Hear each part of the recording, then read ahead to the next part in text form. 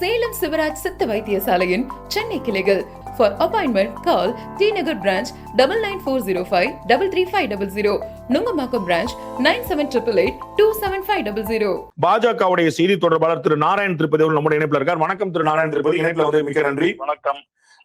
பாஜக நேற்று வந்து திரு உதயநிதி முதலமைச்சரை விமர்சித்து செல்வி திரிஷா அவர்களை மையப்படுத்தி பேசினார் அப்படிங்கிற பிரச்சனையில தமிழ்நாட்டிலே பாஜக மட்டும்தான் தாவேக அரசுடைய முடிவை சரி அப்படின்னு சொல்லியிருந்தது. மற்ற எல்லா கட்சியும், கூட்டணி கட்சி, எதிர்கட்சி உட்பட எல்லாருமே அந்த கைதை எக்ஸஸ் அப்படின்னு சொல்லியிருந்தாங்க. இன்னைக்கு பட்ஜெட் வெளியாயிருக்கு. இதுல பாஜகவுடைய ரியாக்ஷன் என்ன? தமிழ்நாட்டுடைய தாவேகாவுடைய முதல் பட்ஜெட். தமிழ்நாட்டினுடைய இன்றைய நிதிநிலை அறிக்கை என்பது வெறும் கவர்ச்சிகரமானது மட்டுமல்ல, இது ஒன்றுக்குமே உபயோகப்படாத ஒரு பட்ஜெட்டாகத்தான் நான் பார்க்கிறேன். ஏனென்று சொன்னால், வருவாயை பெருக்குகிற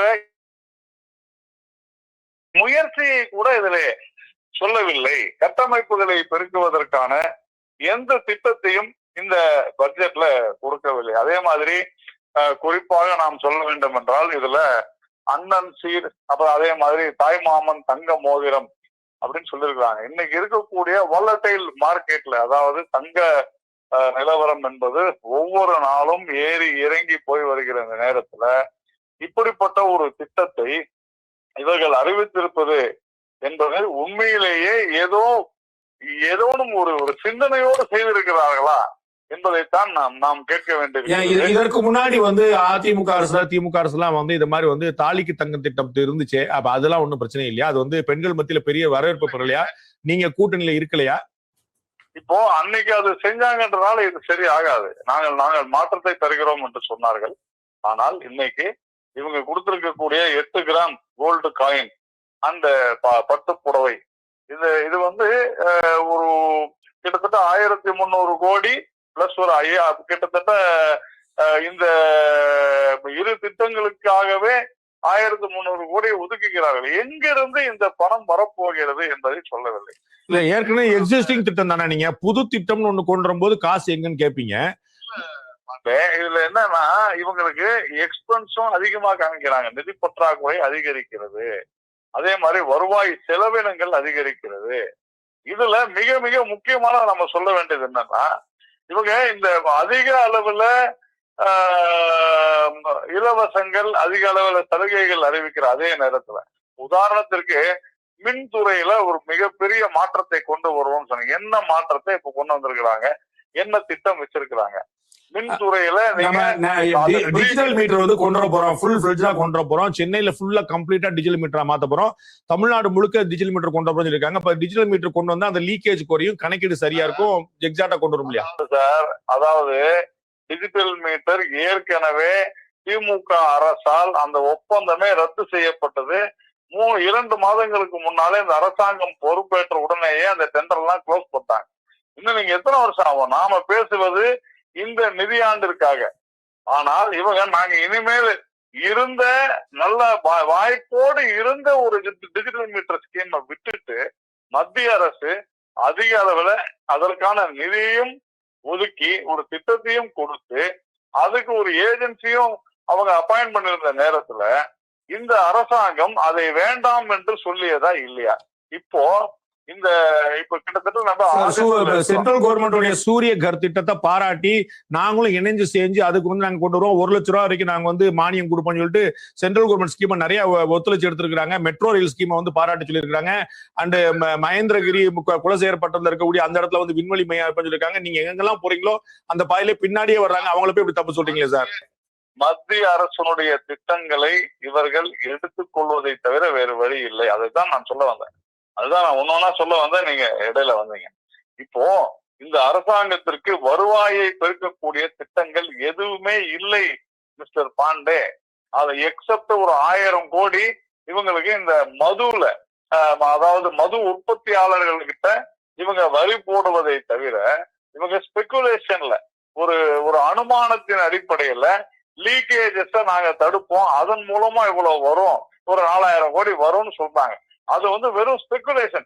அதை தாண்டி வேற என்ன செய்திருக்கிறார்கள்? இல்ல உங்களுக்கு தெரியும் பத்திரப்பதிவு துறையில கடந்த ஆட்சியிலுமே கூடிச்சு அண்ட் கலால் வரியிலையும் வந்து கூடிச்சுங்கிற பாக்குறோம். நம்ம வந்து மதுபான விற்பனையில ஒரு பெரிய புகார் பாஜக உட்பட எல்லா கட்சிகளுமே சொன்ன புகார் என்னன்னா, அங்க டூப்ளிகேஷன் நடக்குது, அங்க வந்து டபுள் பில்லிங் நடக்குது, டாஸ்மாக்கு வர வேண்டிய வருமானம் வந்து டாஸ்மாக் ரீட்டைல் ஷாப்ல வந்து தனியா பில்லிங் நடக்குதுங்க மாதிரி விமர்சனம் வந்த போது இன்னைக்கு வந்து நிதியமைச்சர் தெளிவாக திரும்ப திரும்ப குறிப்பிடக்கூடிய விஷயம் லீக்கேஜை கட்டுப்படுத்துவோம் அண்ட் ரெஜிஸ்ட்ரேஷன் ஃப்ரம் எனிவேர் அப்படின்னு சொல்லியிருக்காங்க. சோ ரெஜிஸ்ட்ரேஷனுக்கு ஊக்கப்படுத்தக்கூடிய விஷயங்கள் மூலமா இந்த பத்திரப்பதிவு துறையிலையும் இந்த கலால் துறையிலையும் வந்து கூடுதல் வருமானம் வருங்கிறது எப்படி ஒரு கற்பனையா இருக்க முடியும்? இயல்புலயே நீங்களே ஒப்புக்கொண்ட போல 1000 கோடிக்கு மேல வந்துடும் அப்படிங்கும் போது ஒரு முயற்சி இருந்தா இன்னும் கூட வருமானம் வரும்ல.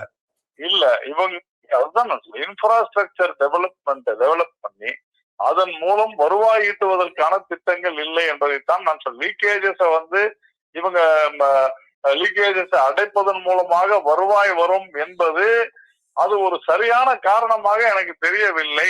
லீக்கேஜஸ் அடைக்கிறதுனால அரசாங்கத்துக்கு வருவாய் வரும்னு எப்படி சொல்றாங்க? லஞ்சம் கட்டுப்படுது, சரி அரசாங்கத்துக்கு அப்படி எப்படி வருவாய் வரும்? இல்ல உங்களுக்கு இயல்பா தெரியும். நம்ம வந்து இப்ப டாஸ்மாக் கடையில ஒரு சும்மா உதாரணத்துக்காக சொல்ல, டாஸ்மாக் கடையில டபுள் பில்லிங் நடக்குது. ஒரு பில்லிங் டாஸ்மாக் கடைக்கும் இன்னொரு பில்லிங் வந்து தனியா அரசியல்வாதிகளுக்கும் போயிட்டு இருந்துச்சு அப்படின்னா அந்த 2 பில்லும் அரசாங்கத்துக்கு வருமானம் வரும்ல. அந்த வந்து சேல்ஸ் வந்து மதுபானங்கள் வந்து ஒரிஜினல் தான், மதுபான கம்பெனிக்கு உரிய வருவாய் வந்துருச்சு. ஆனா அரசாங்கத்துக்கு வர வேண்டிய வருவாய் வந்து இந்த டபுள் பில்லிங் மூலமா போயிட்டு இருந்துச்சு. அப்படிங்கும் போது 2 இன்டென்ட்டுமே டாஸ்மாக் மூலமா போகும்போது அந்த வருவாய் டாஸ்மாக் கூடும்ல. இப்ப 50 நம்ம மக்கள் எல்லாம் குடிச்சிட்டே இருக்காங்களே. இவங்க இல்லையே, இவங்க ஒரு பக்கம் நான் 700 சில கடையை மூடிட்டா எனக்கு வருவாய் இழப்பு தானே ஏற்படுதுன்னு சொல்றாங்க. அது எவ்வளவு வருவாய் இழப்பு அது அவங்க சொல்லலையே.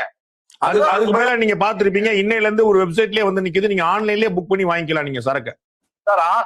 சார் ஆன்லைன்ல புக் பண்றதுனால இவ்வளவு வருவாய் அதிகரிக்குன்னு எங்கேயுமே சொல்லல சார்.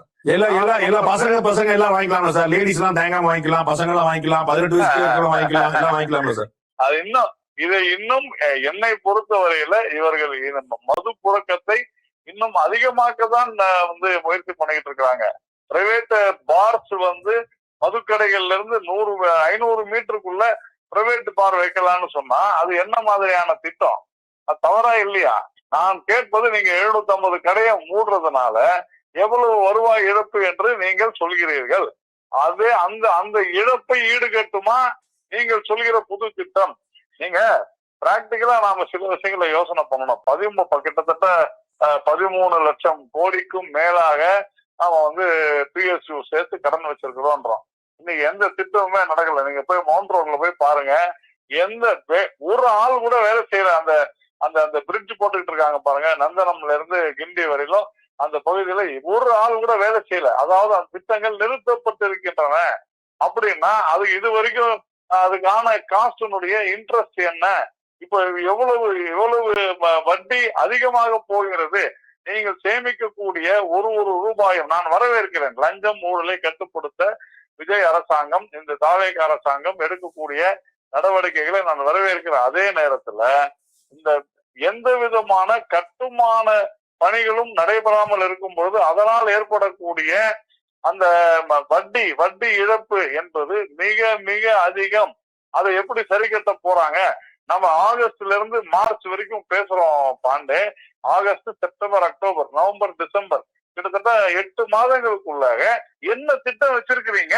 இந்த 8 மாதத்துல இவ்வளவு வருவாய் வரும், இவ்வளவு உங்களுக்கு நினைவிருக்கும் திரு நாராயண திருப்பதி, உங்களுக்கு நினைவிருக்கும் 2014 பாரத பிரதமர் நரேந்திர மோடி முதல் முறையாக பதவியேற்ற போது ரயில்வே பட்ஜெட் அப்படின்னு ஒண்ணு அப்ப இருந்தது. அப்புறம் மெர்ஜ் பண்ணிட்டாங்க. அந்த ரயில்வே பட்ஜெட்ல எந்த புது ஸ்கீமும் அறிவிக்கல, ஒரு புது ஸ்கீம் கூட அறிவிக்கல. அப்ப அவங்க வந்து if I'm not wrong Suresh Prabhu இருந்தார் நினைக்கிறேன். அப்ப வந்து சொல்லப்பட்ட விஷயங்கள் என்னன்னா, ஏற்கனவே அறிவிக்கப்பட்ட திட்டங்களை செயல்படுத்துவது, லீக்கேஜை சரி பண்ணுவது, அப்பதான் புது திட்டங்களை பேப்பர்ல அறிவிச்சுட்டே போல அர்த்தம் இல்ல.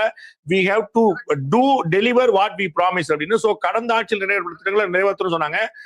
ஃபர்ஸ்ட் ரயில்வே பட்ஜெட்ல there was no new scheme in BJP government. So அத மாதிரி இங்க வந்து இருக்கலாம்ல. நாளைக்கு வந்து எந்த விதமான பிரச்சனை எல்லாம் முதல்ல பழைய விஷயங்களை முடிச்சுக்கிடுவோம், அதற்கு பிறகு புது விஷயங்கள் செய்வோங்க. சோ என்ன இப்ப இன்னைக்கு சொல்லியிருக்காங்க, பொருளாதாரம் பின்னடைவு சந்தித்து இருக்கிறது, அதை ஸ்டெபிலைஸ் பண்ண வேண்டிய கடமை இருக்குது. அப்ப வந்து ஸ்டெபிலைஸ் பண்றதுக்கான முயற்சி நடக்கு. நீங்க பொறுக்க முடியாதா? நீங்க எப்படி சார் ஸ்டெபிலைஸ் பண்ணுவீங்க? இன்னும் ஒரு 3 வருடங்கள் அல்லது 4 வருடங்களுக்கு பின்னாவது நீங்கள் உருவாக்கக்கூடிய கட்டமைப்புகளை பெருக்கி அதன் மூலம் வருவாய் வரும் என்கிற ஒரு கான்பிடன்ஸ அதையாவது கொடுத்துருக்கீங்களான்னா இல்ல. அதுதான் நான் சொல்றேன். நீங்க 8 மாதங்களுக்கான நிதிநிலை அறிக்கையில உங்களுடைய செலவினங்கள் எங்க இருந்து கொண்டு வர போறீங்கன்னு நான் கேக்குறேன். நீங்க மது 10 ரூபாய் பாட்டிலுக்கு 10 ரூபாய் ஒழிச்சுட்டாங்களா? ஒழிக்கல. ஆனா நீங்க எக்ஸ்ட்ராவா நீங்க மது ஆலைகள்ட்ட இருந்து வாங்க போறேன்றீங்க. சந்தோஷம், வாங்கிக்கங்க, தப்பு இல்லை. அதை தாண்டி என்ன இருக்கிறது? உங்களுக்கு நாங்க லீக்கேஜ் க்ளோஸ் பண்றதுனால வரும்னு சொல்றாங்க. லஞ்சத்தையும் ஊழலையும் ஒழிப்பதனால் வருவாய் பெருகும் அப்படின்னு எப்படி சொல்றீங்க? ப்ரொடக்டிவிட்டி கூடும்ல சார்? ப்ரொடக்டிவிட்டி கூடும்ல சார்? நம்ம வரக்கூடிய அரசாங்கத்துடைய பொருட்கள் இப்ப பாருங்க, ஒரு சிம்பிள் விஷயம் நான் பாருங்க, நான் லாஸ்டா இந்த கேள்வியோட முடிக்கிறேன். ஒரே ஒரு விஷயத்தோட முடிச்சிருவோம். ஒரு ரோடு போடுறாங்க, அந்த ரோடுக்கு 1000 ரூபாய் செலவாகுது. அது 1500 ரூபான்னு ஊழல் பண்ணி வாங்கிடுறாங்க. இதுதான் இதற்கு முன்னாடி இந்த நடைமுறைன்னு வச்சுக்கோங்க.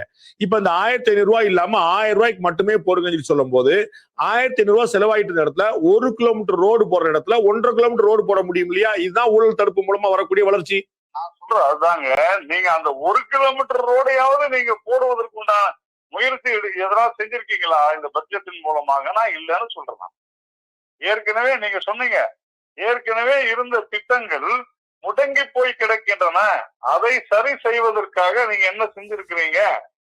அதுதான் நான் கேக்குறேன். ஏற்கனவே அரசுன்றது ஒன்றுதான் mister Pandey. It is a continuous process. அப்போ 1 வருஷமா வேலை நடக்காத இருக்கிற இடத்துல பல 1000 கோடிக்கான வட்டி எவ்வளவு? இன்னைக்கு நீங்க இதுல மின்சார திட்டங்கள் என்ன ரிஃபார்ம்ஸ் கொண்டு வந்தீங்க? நீங்க 4 மாசம் ஆயிடுச்சு, ரிஃபார்ம்ஸ் கொண்டு வரேன்னு சொன்னீங்க. இன்னும் நீங்க மத்திய அரசனுடைய திட்டங்களை சொன்னாலும் கூட நீங்க தானே இல்ல முடியாதுன்னு சொன்னீங்க. அப்போ நீங்க இப்போ நீங்க எடுத்துட்டு வர திட்டங்கள் எதுவா இருந்தாலுமே இன்னும் 2 வருஷம் 3 வருஷம் ஆகும். ஆனால் நீங்க சொன்ன நரேந்திர மோடி அரசு சொன்னது கரெக்ட். இருக்கிற திட்டங்களை நாம சரி பண்ணணும்னு. அதற்கு என்ன செஞ்சிருக்கிறீங்க? அதை கூட இங்க சொல்லலையே. இந்த திட்டங்கள்லாம் நிறுத்தப்பட்டிருக்கு.